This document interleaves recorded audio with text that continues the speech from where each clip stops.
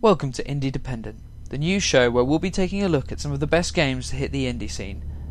First up, it's Antichamber, a game that will fuck with your head.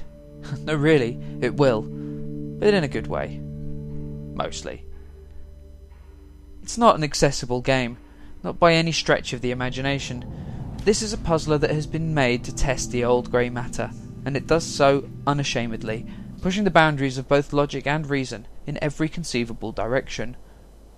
It won't be long before you've a mind that bends like a pliable contortionist.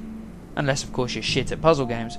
If that's the case, you'll probably spend a few minutes staring at the first batch of challenges before switching off the game and promptly deleting it from your computer.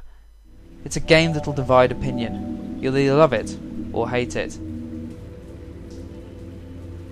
So Antichamber was made by indie dev Alexander Bruce using the Unreal Engine, and the game was in development for several years, during which time it picked up plenty of awards and received an abundance of attention.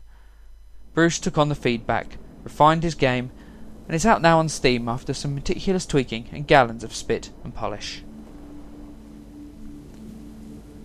There are two unavoidable comparisons, so let's get them out of the way first. The most obvious is the art of MC Escher. You know, the part-time rapper and mind-bending Dutch artist who drew all those crazy staircases and optical illusions. His influence breathes life into many of the puzzles found in Antichamber, the most obvious being the staircases that loop back on themselves, which we're confronted with very early on in the game.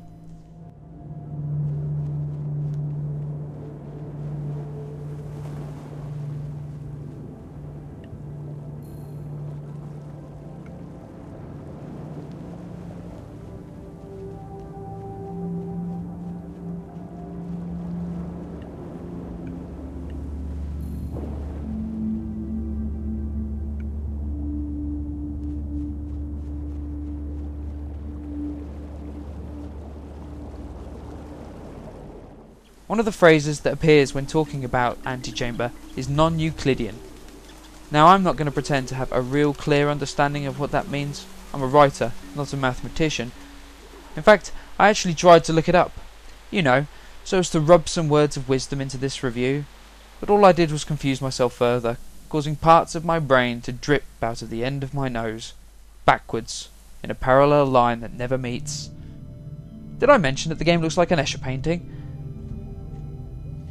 The other comparison is Valve's Portal. Both puzzle games, both are at home on the PC, and both have a quirky sense of humour. Whereas Valve's classic does so using narration, Antichamber's funny bone can be located in the ironic posters dotted around the labyrinth. Don't get me wrong, it's not wet your pants funny, it's much more subtle than that, but there's charm there in abundance, and like everything else in the game, it's thought-provoking banter. Moving around the world is a mass of contradictions. Tricks that work for one puzzle don't necessarily work for another that's almost exactly the same. Stairs can build themselves underfoot, elevating you to new levels without any warning. At other times the floor can dissolve, sending you falling like Alice down the rabbit hole. Though you usually have only yourself to blame. When Antichamber tells you not to look down, it ain't kidding.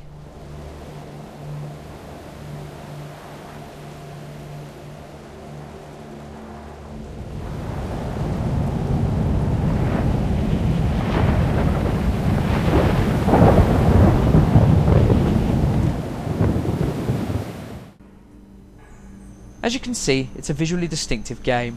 The sharp contrasts in colour catch the eye, and the optical illusions provide plenty to admire as you traipse up and down the corridors looking for answers. Early on there's a room full of boxes that reveal different things depending on where they're viewed from. Like so much in Antichamber, it's all about the angle of dangle. Like its distant cousin Portal, there's a gun that helps you interact with your environment. You pick up different versions of it as you move around the world. They have different properties that help you push through the various challenges you encounter on the way. Also, like other puzzle games of a similar ilk, there's not a lot of replayability here. Unless you've ravaged your short-term memory via the excessive consumption of mind-altering drugs, I doubt there's much appeal in revisiting the game too often. There's always speedruns and all that jazz, but that's not going to appeal to the majority of gamers out there. All told, this is a decent puzzle game.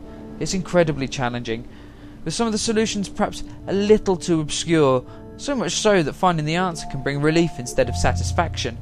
But I'm splitting hairs. If you're after something more cerebral, a challenge for the mind, it's well worth checking out.